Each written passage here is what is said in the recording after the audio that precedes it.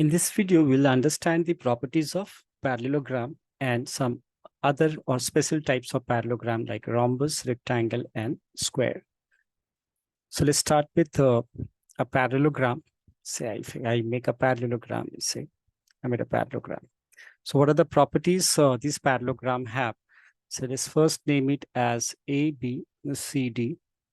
So parallelogram have these properties. Number one, their opposite sides are parallel. Means to say that this side AB is parallel to CD and AD is parallel to BC. Next, we have its opposite sides equal or congruent. That means the length of AB will be equal to DC, and so will be BC and AD. Right. Now, besides that, we should know about parallelogram that here adjacent angles are supplementary. By that, it means to say that these are the adjacent angles. Like if I take A, adjacent to A is B as well as D. So I can say that angle A plus angle D is 180 degree, and so is angle B plus angle A is equal to 180 degree. So it's all adjacent angles are supplementary. It's A plus B 180, B plus C 180, and C plus D.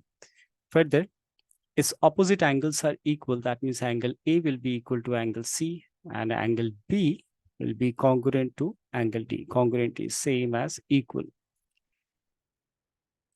Finally, its diagonals bisect each other. By that, it means to say that, let's say if I make its diagonal, say if I join AC and I join BD now. So if I take a point, say O, at which these diagonals are meeting, therefore the AO is equal to OC and OB is equal to OD. Means that diagonals bisect each other.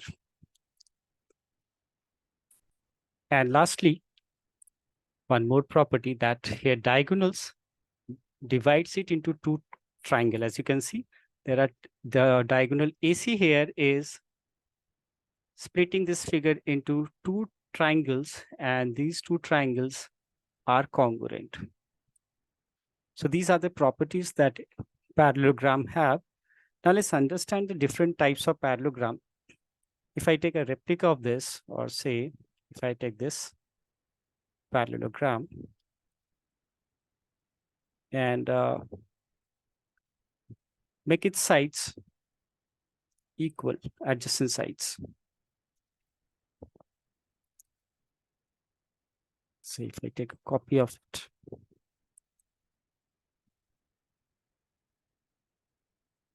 and say we're pasting it here. Now, what in case this was a parallelogram, same. Now, what in case if I make its sides equal, its adjacent sides equal? If I make its adjacent sides equal, now this becomes a rhombus now. This is, say if I name it still, it is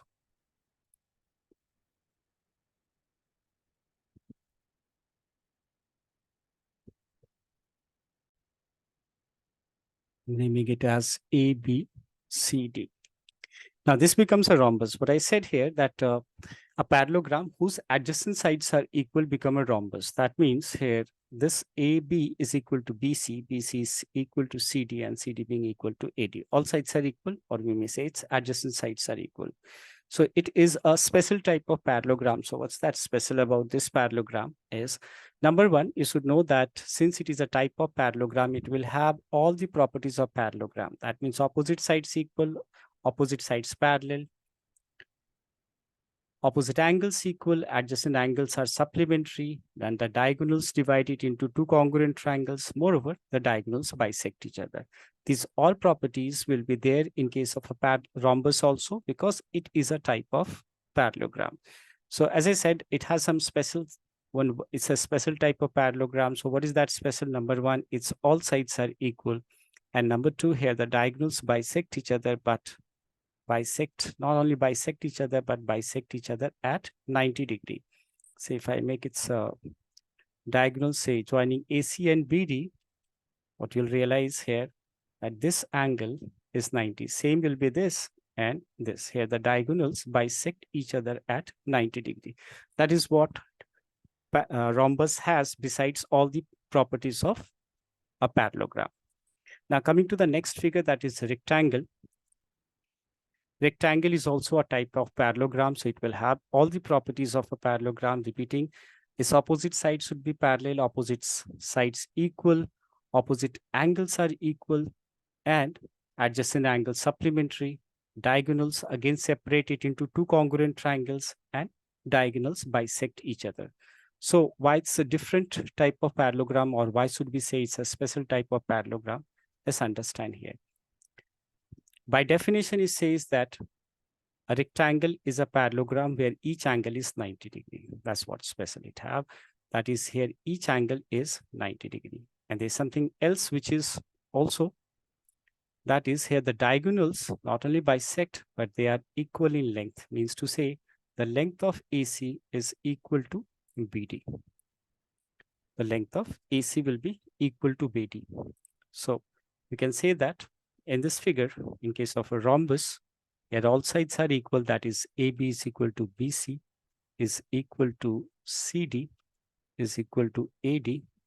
Moreover, the diagonals, that is AC, is perpendicular to BD. So these are the two additional properties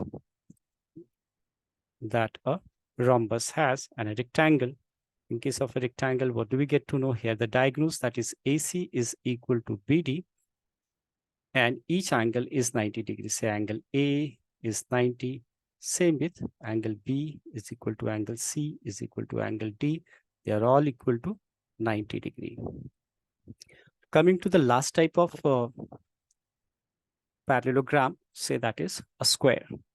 Now, a square is again a type of parallelogram, but it comprises all the additional properties of a rhombus and a square. That means if I name it, say ABCD, like rhombus, here all sides are also equal. Like rhombus, here all sides are equal. So it descends its property from rhombus as well as a rectangle. Like rhombus, here diagonals will also bisect each other at 90 degree. So the other diagonal, if I make, says the other diagonal. So the other diagonal is A, that is BD here. So they not only bisect, like rhombus, here diagonals also bisect each other at 90 degree. They are perpendicular. As I said, it derives its property both from rhombus as well as from a square, as well as from a square. Sorry, a rectangle. It derives its properties both from a rhombus and rectangle. Therefore, it will have all the properties of a rectangle as well as rhombus. That means we can say here that even diagonals AC and BD will be equal, and here each angle is 90 degree.